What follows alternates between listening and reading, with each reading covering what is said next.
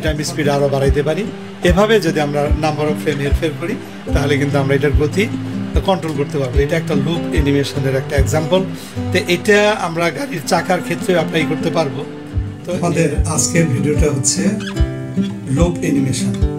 তো লুপ অ্যানিমেশনের যে বিষয়টি সেটা হচ্ছে যে একটা মোশন যেটা পর্যায়ক্রমে ঘুরে ঘুরে আসবে, বা যেমন একটা গাড়ির চাকা যে ঘুরে, হ্যাঁ এটা একটা লুপ টাইপের অ্যানিমেশন। যদি আমরা এটা এই মোশনটা ক্রিয়েট করতে চাই, এটা লুপ অ্যানিমেশনের মাধ্যমে কিন্তু তৈরি করতে হবে 3D সফটওয়্যারে। অর্থাৎ চাকাটাকে 360 ডিগ্রি একবার রোটেট করে দিব, কিন্তু রোটেট করার পর এটা যদি কন্টিনিউয়াস রাখতে হয় রোটেশনটা, তাহলে এটাকে লুপ অ্যানিমেশনের মধ্যে নিয়ে আসতে হবে, বা এর প্যারামিটারের মধ্যে লুপ অ্যানিমেশন এটা অ্যাপ্লাই করতে হবে, বা এই প্যারামিটারটা বা এই ফিচারটা অন করতে হবে। এখন এটা এক এক সফটওয়্যারের বিষয়টা এক একভাবে থাকে। পুরো বিষয়টা বোঝার জন্য আমাদের কার্ভ এডিটর বা গ্রাফ এডিটর বোঝাটা জরুরি। তো সেই জন্য আমি এই টিউটোরিয়ালের শুরুর দিকে একটু গ্রাফ এডিটর এবং কার্ভ এডিটর নিয়ে কিছু কথাবার্তা বলবো। যদিও এটা এই বিষয়গুলো খুব একটা জটিল না, কিন্তু এটা জানাটা জরুরি। অনেকে হয়তো ভাবতে পারেন যে এই বিষয়গুলো না জেনেও তো আমরা অ্যানিমেশন করতে পারি। হ্যাঁ, গ্রাফ এডিটর বা কার্ভ এডিটরের বিষয়টা না জেনে কেউ খুব ভালোভাবে ভালো অ্যানিমেশন সঠিকভাবে অ্যানিমেশনটা করতে পারবে না। কারণ যখনই কোনো একটা মোশনের ব্যাপার চলে আসে, সেই মোশনের বিষয়ের মধ্যে কিন্তু আপনার সেখানে ত্বরণের বিষয় থাকবে, অ্যাক্সেলারেশন, ডিসেলারেশন, ইউনিফর্ম ভেলোসিটি, নন ইউনিফর্ম ভেলোসিটি, এই বিষয়গুলো কিন্তু থাকবে। এবং এর ফলে যখন একটা বস্তু গতি লাভ করে, এটা আমি আগেও বলেছি, আমাদের আগে পূর্ববর্তী একটা লেসন আমি এই বিষয়টা আমি উল্লেখ করেছিলাম যে গতি কিভাবে তৈরি হয়। কোন একটা বস্তুকে গতিশীল করতে হলে অবশ্যই একটা টাইম অ্যালট করতে হবে, একটা নির্দিষ্ট সময়ে বা একটা সময়ে একটা বস্তু একটা দূরত্ব অতিক্রম করলে তখন সেই দূরত্বটাকে সময় দিয়ে ভাগ করলে আমরা তার ভেলোসিটি বা স্পিডটা পাই। সেটা যদি সে দূরত্ব অতিক্রম করে, দূরত্ব আবার কৌণিক দূরত্ব হতে পারে, যেমন একটা সিলিং ফ্যান বা যে কোনো একটা ফ্যান যে ঘুরছে, ফ্যানটা যে ঘুরছে সেও কিন্তু একটা কৌণিক দূরত্ব অতিক্রম করছে। সে একটা নির্দিষ্ট সময়ে 360 ডিগ্রি ঘুরে আসছে। তার সে 360 ডিগ্রি ঘোরার যে বিষয়টা, আমরা যদি সময়টাকে কমিয়ে দিই তাহলে তার স্পিড বাড়ে, সময়টা বাড়িয়ে দিলে স্পিডটা কমবে, এই বিষয়গুলো হবে। আর সে যে কৌণিক দূরত্বটি অতিক্রম করছে, এই কৌণিক দূরত্ব অতিক্রম করার মধ্যেও কিন্তু এই ত্বরণ এবং মন্দনের বিষয় আছে, এবং ইউনিফর্ম ভেলোসিটির বিষয় আছে, যে অ্যাঙ্গুলার যে মোশন, সে অ্যাঙ্গুলার মোশনের মধ্যেও কিন্তু এই ব্যাপারগুলো আছে। সেই পুরো জিনিসটা সেইভাবে বুঝে যদি আমরা অ্যাপ্লাই করি, তখন কিন্তু আমরা একটা সঠিক অ্যানিমেশন তৈরি করতে পারি। 3D সফটওয়্যারগুলোর মধ্যে সাধারণত অটো কি অন করে আমরা একটা মুভমেন্ট যদি তৈরি করি বা একটা মোশন তৈরি করলে বাই ডিফল্ট তার মধ্যে ত্বরণ, সমবেগ, মন্দন, এরকম একটা ব্যাপার, is a in is a out animation যে প্রিন্সিপালটা আছে, এটা বাই ডিফল্ট করা থাকে। তো এটা দিয়ে একটা ফ্যান ঘোরাতে গেলে কিন্তু আমাদের সমস্যায় পড়তে হবে। তো সেই জন্যই বলছি যে যদি আমরা সঠিকভাবে একটা লুপ অ্যানিমেশন তৈরি করতে চাই, তাহলে আমাদের গ্রাফ এডিটর বা কার্ভ এডিটরের বিষয়টা বুঝতে হবে। এখানে আর আমি আবার উল্লেখ করি যে যেহেতু আমার এই টিউটোরিয়ালগুলো হচ্ছে অ্যানিমেশন ফোকাসড, এবং আমি আগেই বলেছি যে যারা অলরেডি হয়তো 3Dতে কাজ করেন কিন্তু অ্যানিমেশনটা সেইভাবে শুরু করা হয় নাই বা দেখা হয় নাই, তাদের জন্য একদম বেসিক লেভেলে, ফান্ডামেন্টাল লেভেলে আমি এই বিষয়গুলো দেখাচ্ছি। আর সেই ক্ষেত্রে আমাকে একটু ইন ডিটেইলে এবং একটু বেশি কথাবার্তা বলতে হচ্ছে। আশা করি আপনারা ধৈর্য সহকারে এই কথাগুলো আপনারা শোনার চেষ্টা করবেন বা একটু ধৈর্য সহকারে দেখবেন, এটাই হচ্ছে বিষয়।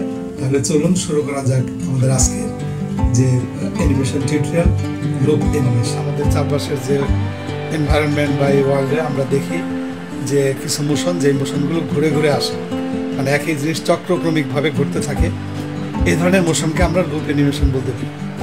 এই ধরনের মোশন ক্রিয়েট করার জন্য যে কৌশল আমরা অ্যানিমেশনে ব্যবহার করব, সেই কৌশলটা হচ্ছে লুপ অ্যানিমেশন।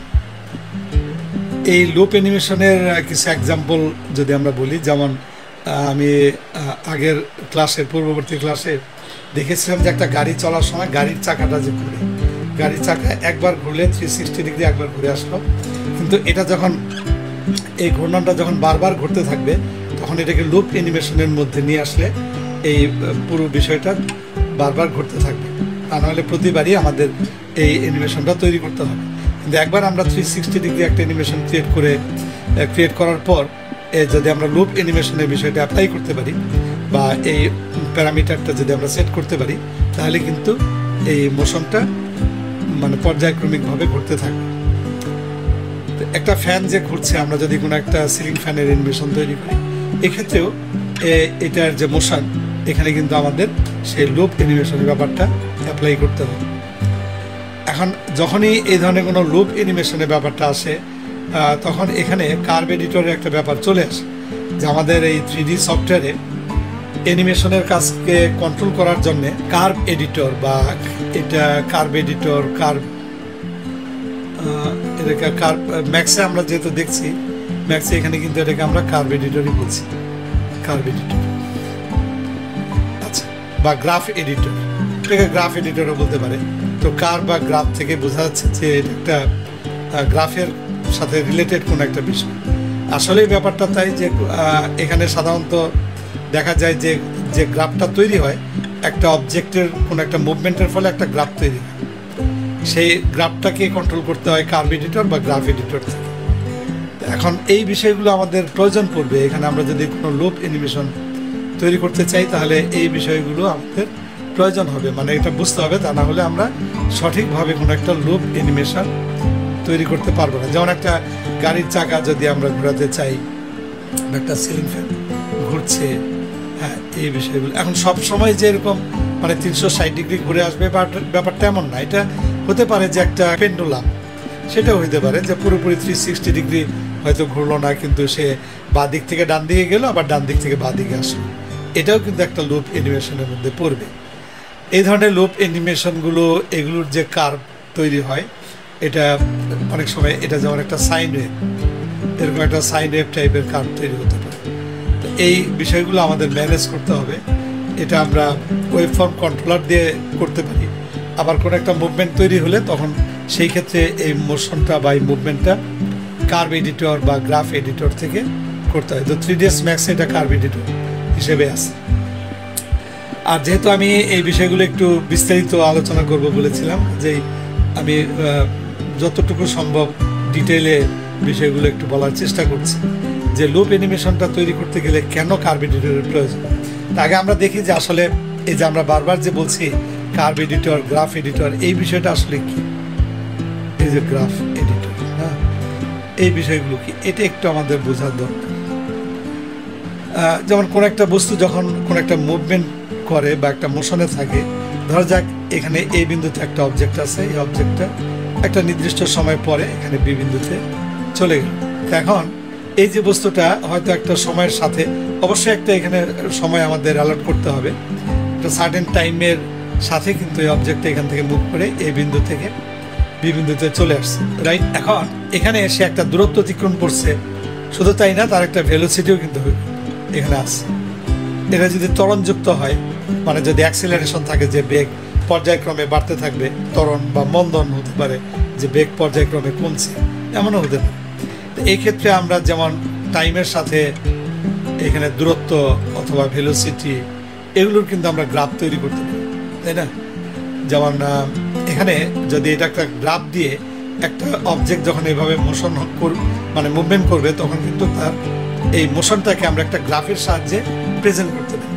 যারা বেসিক ম্যাথমেটিক্সের বিষয়গুলো জানেন তারা অবশ্যই বিষয়টা বুঝতেছেন। আর এটা এমন কঠিন কিছু না, জাস্ট একটা ধারণা রাখলেই হবে, একদম পুরোপুরি না বুঝলেও খুব একটা সমস্যা নেই। তবে এটা এই বিষয়টা জানলে আমাদের এই মোশনগুলো পারফেক্টলি করতে সুবিধা হবে, সেই জন্য আমি একটু বিস্তারিত বলার চেষ্টা করছি।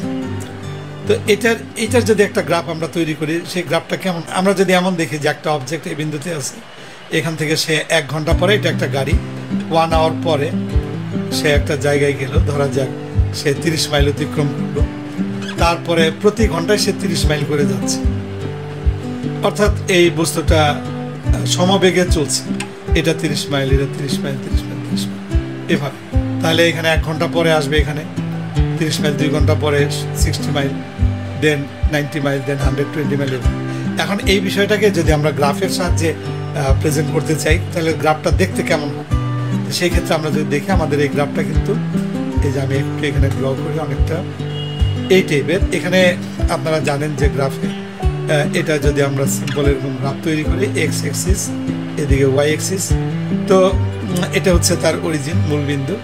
সাধারণত এক্স অক্ষ বরাবর এদিকে আমরা সময়টাকে বসাবো, আর সময় ভার্সেস ডিস্টেন্স যদি হয় দূরত্বটাকে আমরা এই ওয়াই অক্ষ বরাবর বসাবো। এখন এখানে একটা কথা আছে, এটা কেন আমি সময়টাকে এই হরিজন্টালি বা অনুভূমিকভাবে এখানে বসাতে চাচ্ছি? এটা ওয়াই অক্ষ বরাবর বসালে কি হবে, তাই না? না, এটা আসলে আমাদের এই অনুভূমিকভাবে বসাতে হবে, কারণ এক্স অক্ষটা এইদিকে আমরা সাধারণত যে ইন্ডিপেন্ডেন্ট ভেরিয়েবল, কারণ এগুলো কিন্তু সবই পরিবর্তনশীল, পরিবর্তনশীল চলরাশি বলে, একটু বেশি ম্যাথমেটিক্যাল টার্মস চলে আসছে হয়তো। তো এটা একটা যেমন সময় পরিবর্তনশীল সময়, কিন্তু সময়ের উপরে এটা কিন্তু দূরত্ব, অতিক্রান্ত দূরত্বটা কিন্তু নির্ভরশীল, অর্থাৎ সময়ের সাপেক্ষে দূরত্ব পরিবর্তন হচ্ছে, তাই না? তো সেই ক্ষেত্রে সময়টা হচ্ছে স্বাধীন চলরাশি বা ইন্ডিপেন্ডেন্ট ভেরিয়েবল, আর এখানে দূরত্বটা হচ্ছে পরাধীন বা ডিপেন্ডেন্ট ভেরিয়েবল, সেই জন্য এটাকে ওয়াই অক্ষ, এটা এক্স অক্ষ।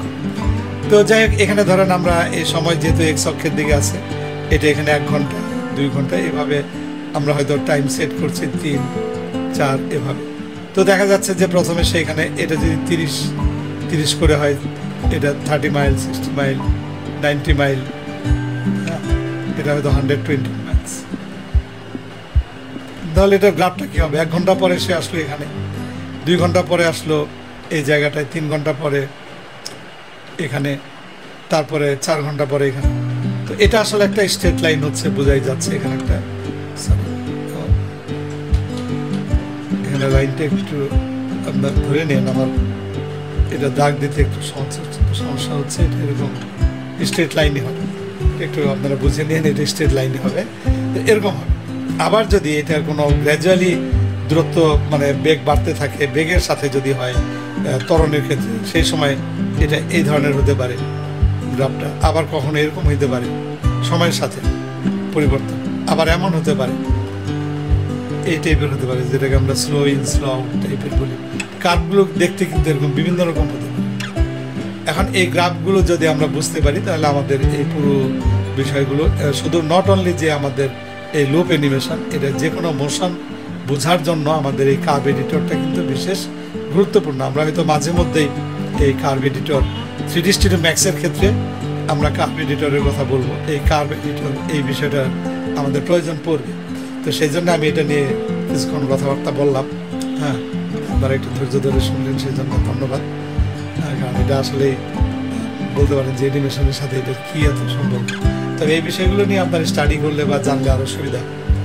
তো যাই হোক, আমরা এখন একটু দেখি যে যে কথাটা বললাম এটাকে আমরা একটু সফটওয়্যারের মধ্যে বোঝার চেষ্টা করি, তাহলে মনে হয় বিষয়টা ভালো হয়। আচ্ছা, আমরা একটু সফটওয়্যারে যাচ্ছি। ধরেন এই যে যেখানে যে বিষয়টা বলছিলাম, এখানে একটা অবজেক্ট আছে, একটা অবজেক্ট।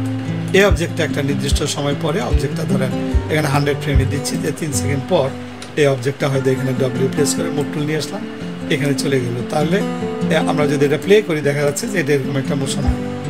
এখন এই মুভমেন্টটা এখানে বাই ডিফল্ট ওর একটা মোশন কিন্তু এখানে সেট করা আছে। এটা হয়তো বা আপনাদের এখানে বুঝতে একটু প্রবলেম হবে, যেহেতু এটা খুব দ্রুত যাচ্ছে।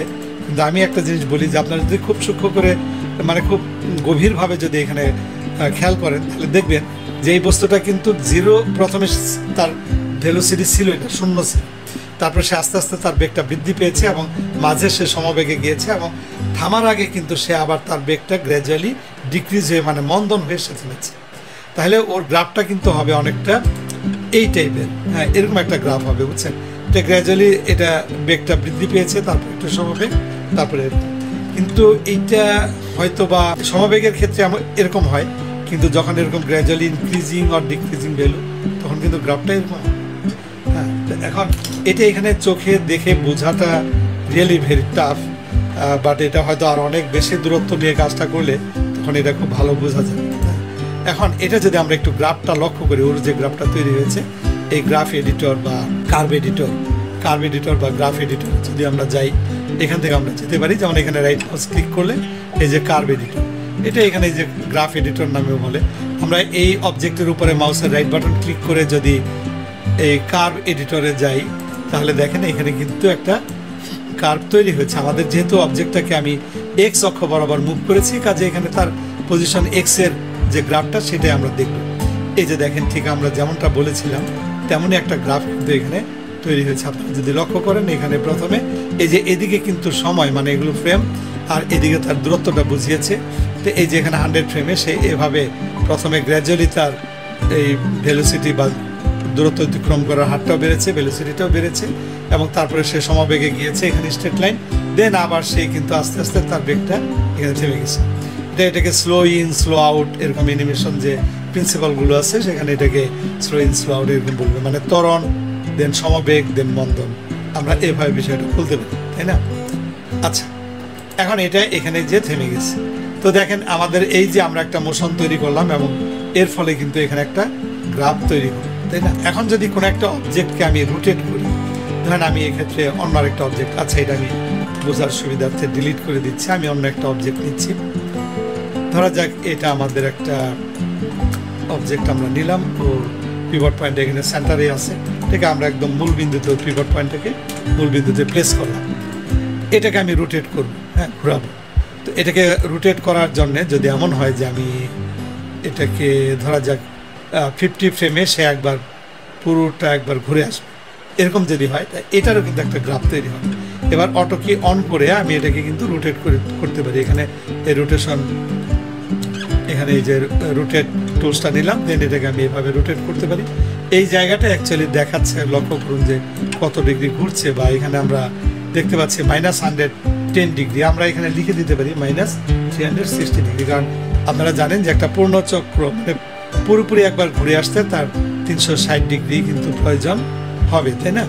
আচ্ছা, এখন এটা যদি আমরা শুরু থেকে প্লে করি, দেখেন এই যে 360 ডিগ্রি ঘুরলো। এখানে কি কিছু লক্ষ্য করা গেল? খুব ভালো করে খেয়াল করে দেখেন, এখানে কিন্তু একটা ব্যাপার ঘটেছে, তাই না? আমরা যদি এটা একটু লক্ষ্য করি যে এখানে কি ঘটেছে, একটু আপনি খেয়াল করুন যে এটা কিন্তু মানে ঘোরাটা শুরু হয়েছে 0 থেকে, স্পিডটা বেড়েছে মাঝে, তারপরে আবার থামার আগে কিন্তু থেমে গেছে। এটার একটা গ্রাফ যে তৈরি হয়েছে, আমরা সেই গ্রাফটা যদি দেখি এখানে রাইট বাটন ক্লিক করে কার্ভ এডিটরে আমরা যদি যাই, এখানেও দেখেন এরকমই একটা, এটা হচ্ছে রোটেশনের ক্ষেত্রে, যেহেতু এই রোটেশনটা হচ্ছে জেড এক্সিস বরাবর, জেড এক্সিসের চারপাশে রোটেশন, এটাও কিন্তু একটা ত্বরণ, মানে এটা অ্যাঙ্গুলার যে ভেলোসিটি সেটা হয়েছে, এটা অ্যাঙ্গেলের ক্ষেত্রে একটা ত্বরণ ঘটেছে এবং মন্দন হয়েছে, মাঝে কিন্তু ইউনিফর্মলি সে অ্যাঙ্গেল অতিক্রম করেছে। তো এখানেও একই একটা ব্যাপার ঘটছে। তো এটা এখানে হয়তো বা আমি জানি না এটা আপনারা বুঝলেন কিনা, যে ও যে 0 থেকে তার রোটেশনাল ভেলোসিটিটা বাড়লো, এটা গ্র্যাজুয়ালি বৃদ্ধি পেয়েছে, মাঝে সমবেগ ছিল, এটা অ্যাকচুয়ালি এখানে এত অল্প সময়ের মধ্যে জিনিসটা দেখা রিয়েলি টাফ। এটা আমি বুঝতে পারছি যে এটা কিন্তু খুব একটা সহজ না বোঝা, বাট এটা আপনারা বুঝতে পারবেন একটা বিশেষ কাজ করলে, সেটাতে আমরা যাচ্ছি। যদি এটাকে একটা আমরা সিলিং ফ্যান হিসেবে তৈরি করতাম, এটা দিয়েও আমরা করতে পারি, বাট আমি একটা খুব কুইক একটা খুব সিম্পল একটা সিলিং ফ্যানের মডেল তৈরি করব, যদিও আমাদের ফোকাস হচ্ছে অ্যানিমেশন, বাট এটা আমি আপনাদের একটু দেখানোর জন্য, হয়তো সিলিং ফ্যান টাইপের কিছু একটা দিয়ে দেখলে আমাদের জন্য বিষয়টা একটু ভালো লাগতে পারে। তো সেই জন্য আমি একটা সিলিং ফ্যান টাইপের কিছু একটা তৈরি করবো। এটা এখানে কিন্তু আমরা মডেলটা ফোকাসড না, সো আপনারা এই বিষয়টা কনসিডার করবেন। আমি কিন্তু খুব ডিটেল কোনো মডেল তৈরি করছি না, খুবই সিম্পল হয়তো একটা মডেল আমি এখানে দেখাতে যাচ্ছি। তো এখানে দেখা যাচ্ছে যে এটা 18, আচ্ছা সাইড 18 থাকুক, অসুবিধা নেই। আমি এখানে একটা সিলিন্ডার নিলাম, দেন সিলিন্ডারটা এটা দেখা যাচ্ছে মূল বিন্দুতে আছে, রাইট মাউস ক্লিক করে আমি এটাকে পলিতে কনভার্ট করলাম, অ্যান্ড দেন যদি আমি পলিগন মোডটা অন করে নিই, আর এই নিচে এই জায়গাটা আমি চাইলে একটু বেভেল, এগুলো আপনারা যারা এই মডেলিং জানেন আমি তারা বিষয়টা বুঝতেই পারছেন আমি কি করছি। এরপরে এখানে আমরা যদি একটু ইনসেট করি, একটু ইনসেট করলাম, দেন আবার আমি এখানে এটাকে একটু যদি বেভেল করি, এরকম বেভেল করলাম হালকা, এটা খুব সিম্পল একটা মডেল তৈরি হচ্ছে। সো আমি এটা ডিটেলিংয়ের বিষয়ে অতটা গুরুত্ব দিচ্ছি না। F3 প্রেস করলে ওয়াইরফ্রেম মোডে যাবে, আমি এটাকে একটু ডাউন করলাম, অ্যান্ড দেন ডাউন করার পরে এগেইন আমি এখানে যদি ইনসেট কমান্ড অ্যাপ্লাই করি, আমি মাউসের রাইট বাটনগুলো ক্লিক করে ইনসেট কমান্ড দিচ্ছি, দেন এটাকে আমি আবার যদি এক্সট্রুড করি, এক্সট্রুড করে নিয়ে আসলাম এত দূর, F3 এটাকে শেডেড মোডে নিয়ে আসলাম, W প্রেস করে এতটুকু না, এটা আর একটু কম করছি, দেন এটাকে রাইট মাউস ক্লিক করে আবার একটু বেভেল করছি, আর প্রেস একটু এই বেভেল করলাম, বেভেল করার পরে W প্রেস করে এটাকে একটু নিচের দিকে নামাতে পারি, দেন হয়তো এখান থেকে আবার একটু উপর দিকে বেভেল করে, এটা যেহেতু উপরে যেখানে আটকানো থাকে ওরকম একটা বিষয় তৈরি করি। যাক, এটা খুব সিম্পল একটা মডেলে। এখন আমি ওর ব্লেডগুলো তৈরি করব। তো ফ্যানের ব্লেডগুলো কিভাবে থাকে, উপর থেকেই থাকে। তো আমরা উপরে এখানে যদি যাই, যেমন এখানে এটা সিলেক্ট করছি 3টা। এটা আমি আগে একটু দেখে নিয়েছিলাম যেখানে 18টা আছে। সো আমরা 3টা 3 6 18 এরকম একটা হিসেবের দিকে যাচ্ছি। এটা 3টা গ্যাপ, দেন এরপরে আবার 3টা গ্যাপ দিয়ে দিয়ে যদি যাই 1 2 3 1 1 2 3 কীভাবে মডেল তৈরি করছি নিশ্চয়ই আপনারা বুঝতে পারছেন। এটা এখানে বাড়তি কোনো ম্যাজিক নেই। এগুলো যারা মডেলিংয়ের বিষয়টা জানেন তারা খুব সহজেই বুঝছেন। আর যেহেতু আমার মডেল ফোকাস না, আমি এটা নিয়ে অত বিস্তারিত কথা বলতেও চাচ্ছি না, জাস্ট দেখার সুবিধার্থে আমি একটা সিলিং ফ্যানের একটা শেপ, জাস্ট ভেরি সিম্পল একটা শেপ তৈরি করলাম সিলিং ফ্যান। ওকে, তো ধরেন এই সিলিং ফ্যান, এটা একটা খুবই সিম্পল একটা সিলিং ফ্যান তৈরি হলো। এটাকে আমি একটু রোটেট করে দেখতে চাই। আর এই সিলিং ফ্যানটা নিচের পার্টটাই কিন্তু ঘুরবে, সেটাও আমরা জানি। সো এটা পুরাটা তো ঘুরে না, এইটা তো স্থির থাকবে, এই নিচের পার্টটা রোটেট হবে, রাইট? সো আমি নিচের পার্টটা সিলেক্ট করে এটাকে আমি একটু সেপারেট করবো। এটা গ্রো করছি, গ্রো সি এই পর্যন্তই। এই পার্টটুকু আমি আলাদা করে ফেলতে চাচ্ছি। সো এটাকে আমি এখান থেকে ডিটাচ করে ফেলবো। এখানে লক্ষ্য করুন একটা এই যে ডিটাচ কমান্ড আছে, ডিটাচ কমান্ড দিয়ে এই অবজেক্টটাকে আমি ডিটাচ করে ফেললাম।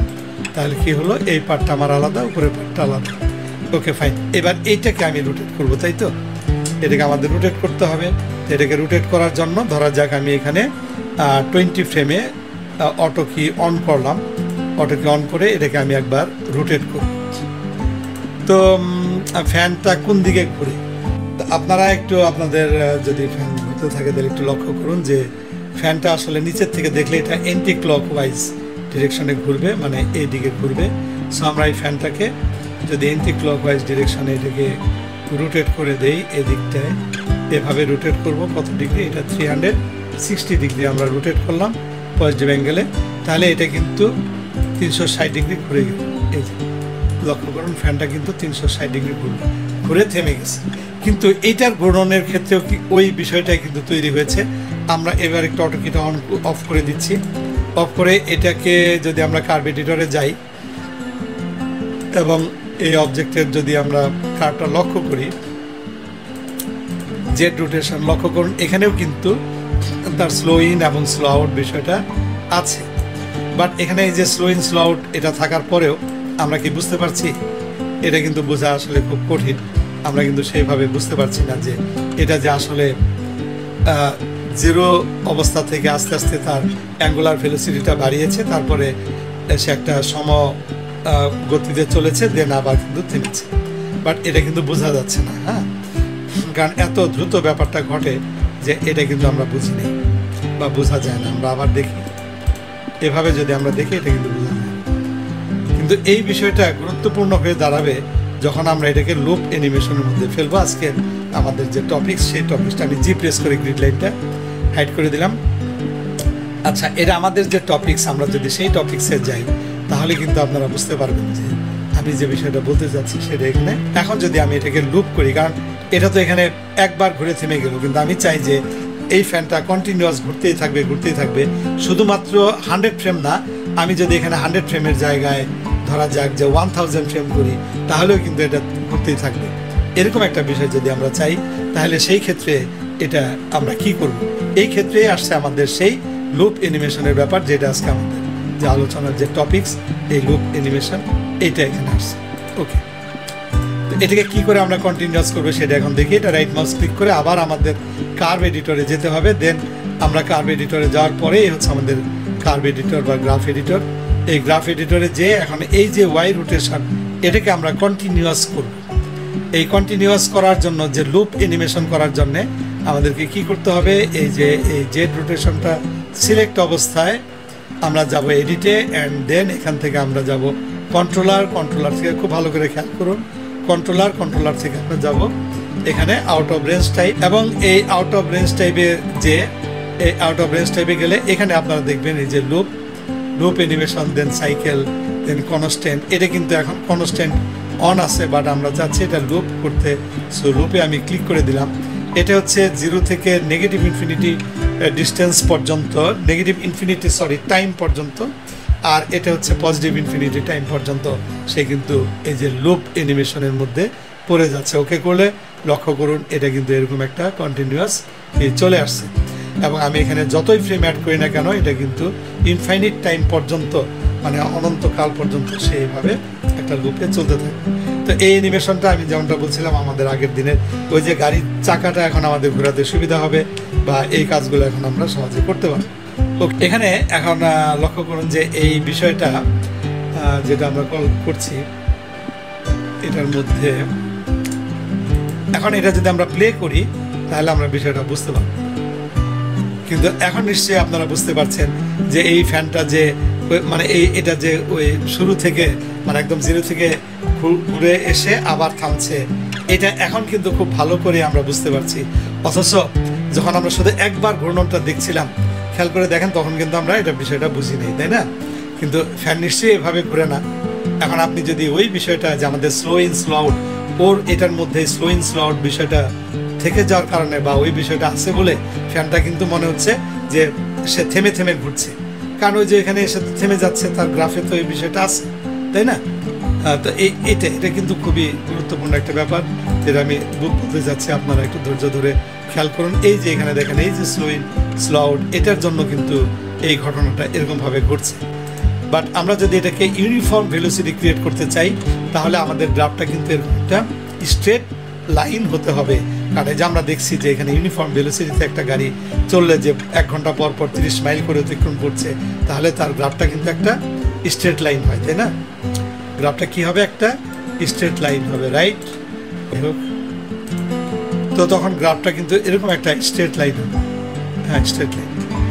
এই বিষয়টা আমাদের একটু বুঝতে হবে যে স্ট্রেট লাইনটা আমরা কি করে এরকম একটা স্ট্রেট লাইন নিয়ে আসতে পারি। এটাকে যদি আমরা কারেকশন করতে চাই এটাকে আমাদের স্ট্রেট লাইন করতে হবে, আদারওয়াইজ কিন্তু এই কারেকশনটা পসিবল হবে না। দেখেন এখন এই যে এই অবস্থায় আমরা যদি দেখি, আমরা প্লে করলে এই যে এখন কিন্তু জিনিসটা ধরা পড়ছে ঠিকই, বাট আমরা যখন নাকি এই লুপ অ্যানিমেশনটা বাদ দিয়ে দিচ্ছি তখন কিন্তু আমরা এটা বুঝি না, তাই না? আচ্ছা, এখন এটাকে কি করে আমরা কারেকশন করবো? তাহলে এটা সিলেক্ট অবস্থায় এটাকে আমাদের স্ট্রেট লাইন করে দিতে হবে। এই যে এখানে অপশন আছে সেট ট্যানজেন্ট টু লিনিয়ার, এটা হবে সেট ট্যানজেন্ট টু লিনিয়ার। যখন আমরা এটাকে লিনিয়ার করে দিলাম, এই যে লিনিয়ার স্ট্রেট লাইন হয়ে গেল, এখন কিন্তু এটা মোশনটা একদম কন্টিনিউয়াস মনে হবে। লক্ষ্য করুন এখন কিন্তু আর সেই সমস্যাটা নেই। ওকে, আশা করি আপনি বিষয়টা বুঝতে পারছেন। এবং খেয়াল করেন যে এই গ্রাফের এই কারেকশনটা যদি আমরা না করি তাহলে কিন্তু আপনি এই সিলিং ফ্যান তৈরি করে এটাকে এভাবে ঘোরাতে পারবেন না। হ্যাঁ, ওইটা এরকম থেমে থেমে ঘুরবে, কারণ বাই ডিফল্ট এই মোশনটা slow in slow out set করা থাকে। হ্যাঁ, slow in slow out set করার জন্যে এটা এরকম থেমে থেমে ঘুরবে। আর এখন এই যে যেমনটা বলছিলাম, এটা তো দেখলেন স্মুথলি ঘুরছে আছে।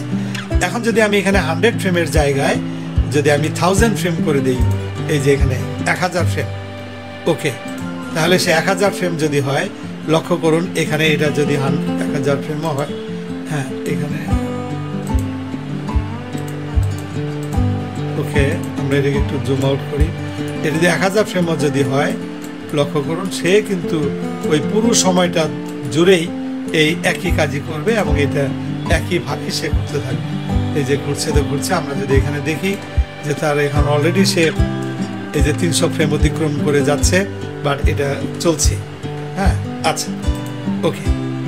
তো এখন এখানে আমরা আরো দুই একটা জিনিস একটু করবো। আমি এটাকে 200 ফ্রেম রাখি। এখন আপনার হয়তো মনে হতে পারে, আচ্ছা ফ্রেমটা এই ফ্যানটা যেভাবে ঘুরছে এটার স্পিডকে আমরা কন্ট্রোল করতে পারি। হ্যাঁ, অবশ্যই আমরা এটার স্পিড কন্ট্রোল করতে পারি। এখানে আর অনেক কিছু করা যায়। আপনি সুইচ চাপ দিলে পরে ফ্যানটা বন্ধ আছে, সুইচ অন করলেন, দেন ফ্যানটা স্থির অবস্থা থেকে ঘুরতে শুরু করলো, আবার সুইচ অফ করলেন, ফ্যানটা থেমে গেল। এগুলো সবই করা যায়, এগুলো ধাপে ধাপে আসবে। বাট এখন আমি শুধু আপনাদের দেখাবো, কারণ আমি যে বিষয়গুলো বলছি, কারণ আমি তো শুরুতে আপনাদের বলেছি যে এই টিউটোরিয়ালের মূল উদ্দেশ্য হচ্ছে যে একদমই বেসিক যারা ফান্ডামেন্টাল লেভেলের বিষয়গুলো শিখতে চাচ্ছেন শুরু থেকে, তাদের জন্য আমি একটু ডিটেইলে কথাগুলো বলছি। এটার আমি স্পিড একটু কম বেশি করতে যাচ্ছি, যে আমি এটাকে একদম স্লো করবো। তাহলে কি হবে? তাহলে ওই যে প্রথমে আমার একটা 360 ডিগ্রি কমপ্লিট করার জন্যে, এখানে 360 ডিগ্রি কমপ্লিট করার জন্য এই যে এটা যখন ঘুরলো এখানে 360 ডিগ্রি, এই 360 ডিগ্রি কমপ্লিট করার জন্য এই যে 20 ফ্রেমেও 360 ডিগ্রি কমপ্লিট করেছে, রাইট? 360 ডিগ্রি যেখান থেকে হিসাব করে দেখি যে এটা 360 ডিগ্রি কমপ্লিট করেছে। এই যে ভ্যালুটা যদি আমরা দেখি, এই যে এখানে লক্ষ্য করুন 360 ডিগ্রি 20 ফ্রেমে সে 360 ডিগ্রি কমপ্লিট করেছে। এখন এটা যদি আমরা 20 ফ্রেমে নিয়ে আসি, এখানে 20 লিখে দিলে এটা 20 ফ্রেমে চলে আসবে, অথবা আমরা এটাকে ম্যানুয়ালি এটাকে আমরা 10-এ যদি নিয়ে আসি তাহলে এখানে 10 হবে। তখন কিন্তু কি হবে, তখন স্পিডটা বাড়বে, কারণ আপনারা জানেন যে ভেলোসিটি আবার সেই সূত্রের মধ্যে যদি যাই, যদিও এটা একটা অ্যাঙ্গুলার ভেলোসিটি এখানে কাজ করছে, বাট এটা গতির ক্ষেত্রে আমরা জানি যে ভেলোসিটি এই যে টি সময় ডি দূরত্ব অতিক্রম করলো, এই ক্ষেত্রে আমরা একটা সূত্র লিখতে পারি এরকম যে v = d/t। তো দূরত্ব যদি একই থাকে, সময় যদি বাড়ে ভেলোসিটি কমবে, কারণ এটা একটা ভগ্নাংশের, এটা আপনারা বুঝতেই পারছেন যে তাহলে কিন্তু ভেলোসিটি কমবে। আবার যদি সময় কমে যায় তাহলে কিন্তু ভেলোসিটি বাড়বে, রাইট? এটাই তো স্বাভাবিক না?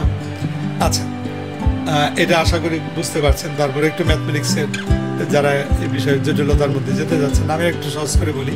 ধরেন এই যে দূরত্ব ছিল, সে মনে করেন 30 মাইল, গেল 1 ঘন্টায়, তাহলে ভেলোসিটি হচ্ছে 30 মাইল পার আওয়ার। হ্যাঁ, ওকে।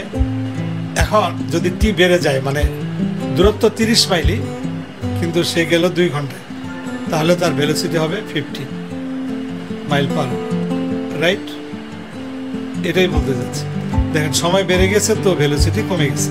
তো এই ক্ষেত্রে এটা ফ্যান ঘোরার ক্ষেত্রে এটা কিন্তু অতিক্রান্ত দূরত্ব না, এটা হচ্ছে অ্যাঙ্গুলার ভেলোসিটি, ওমেগা দিয়ে লিখে ওমেগা = θ/t, এরকম একটা ব্যাপার। তো এই ক্ষেত্রে যদি ধরেন ওমেগা আছে এখানে 360 ডিগ্রি, বা এটা আমরা যদি পাই রেডিয়ান, আরো জটিল হয়ে যাচ্ছে না?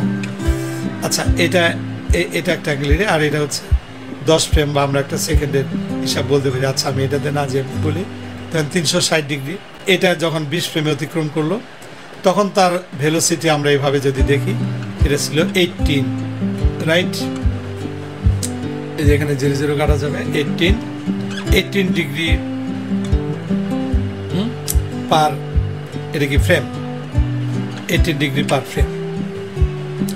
এখন এটা যদি হয় 10, তাহলে 360 ডিগ্রি ডিভাইডেড বাই 10, তখন কি হবে 36 ডিগ্রি ডিভাইডেড বাই ফ্রেম, মানে প্রতি ফ্রেমে 36 ডিগ্রি। তাহলে এটা কি, এটার চেয়ে এটা বেশি। তো এখন আছে কোন অবস্থায়, এটা, তাহলে তখন এটা ভেলোসিটিটা বেড়ে যাচ্ছে, রাইট? এই যে ভেলোসিটিটা কিন্তু বেড়ে যাচ্ছে। তো এটাই আর কি, এই বিষয়গুলো আপনারা বুঝবেন। তারপরে একটু আমি বেশি কথা বললাম এই ক্ষেত্রে। তো দেখা যাক এবার যদি আমরা এটাকে 10-এ নিয়ে আসি, 10 ফ্রেমে, তাহলে স্পিডটা বাড়বে। আমরা আরেকবার একটু দেখি। এখন স্পিড হচ্ছে এটা। এখন আমি এটাকে নিয়ে আসছি এই জায়গায় 10 ফ্রেমে, এবার লক্ষ্য করুন এখন কিন্তু স্পিডটা অনেক বেশি। আচ্ছা, আমরা অবশ্য পাশাপাশি রেখে একটা কম্প্যারিজন করতে পারি। এটা শিফট অ্যান্ড ড্র্যাগ, আপনারা জানেন যে শিফট অ্যান্ড ড্র্যাগ করে আমি চাইলে এটা ডুপ্লিকেট করতে পারি। ওকে, আমি এটা ডুপ্লিকেট করলাম। এখন দুইটা তো একই হবে স্পিড, আমি এটার স্পিডটা কমিয়ে দিতে চাচ্ছি, তাহলে আমি এটাকে এই 20-তে নিয়ে আসলাম। বাঁ দিকেরটা ধীরে ঘুরছে, এটা ফাস্ট, এটা আমি স্পিড আরও বাড়াইতে পারি। এভাবে যদি আমরা নাম্বার অফ ফ্রেম হেরফের করি, তাহলে কিন্তু আমরা এটার গতি কন্ট্রোল করতে পারবো। এটা একটা লুপ অ্যানিমেশনের একটা এক্সাম্পল। তো এটা আমরা গাড়ির চাকার ক্ষেত্রে অ্যাপ্লাই করতে পারবো। তো এটা এই যে লুপ অ্যানিমেশনের মাধ্যমে কিন্তু এই জিনিসটা করা হলো। এখন এই লুপ অ্যানিমেশনের মধ্যে আর অনেক কিছু পড়তে পারে, এটা আমি পরবর্তী লেসনে আমি আরেকটা জিনিস দেখাবো। সেটা হচ্ছে যে কোনো একটা ভিন্ন একটা কিছু দেখাবো, হ্যাঁ, এই লুপ অ্যানিমেশন দিয়ে। তো আজকে এই টিউটোরিয়ালটা আমি এই পর্যন্ত রাখতে যাচ্ছি। নেক্সট টিউটোরিয়ালে আমি আরেকটা লুপ অ্যানিমেশনের আমি অন্য একটা ভিন্ন আরেকটা এক্সাম্পল দেখাবো। শুরুর দিকে একটু তাত্ত্বিক কথাবার্তা বেশি বলা হয়েছে, আশা করি আপনারা ধৈর্য ধরে বিষয়গুলো একটু দেখবেন। কারণ গ্রাফ এডিটর এটা হচ্ছে অ্যানিমেশনের কন্ট্রোল রুম। এখানে প্রচুর জিনিস আছে, বহু কিছু আছে, অনেক অপশনস আছে। হ্যাঁ, এগুলো নিয়ে আমাদের সামনে আরও কাজ করতে হবে। সো আমরা যখন এই বিষয়গুলো আরও বিস্তারিত আমাদের দেখতে হবে, কারণ অ্যানিমেশন কন্ট্রোল করার জন্য এই কার্ভ এডিটর ছাড়া অ্যানিমেশনের কন্ট্রোল ওইভাবে করা সম্ভব হবে না। সো এটা আমাদের খুব ভালো করে এই কার্ভ এডিটরের বিষয়টা বুঝতে পারবে। তো আজকে আমরা লুপ অ্যানিমেশনের কার্ভ এডিটরের ব্যবহার এবং একটা লুপ অ্যানিমেশন কীভাবে হয় সেই বিষয়টা দেখানো হলো।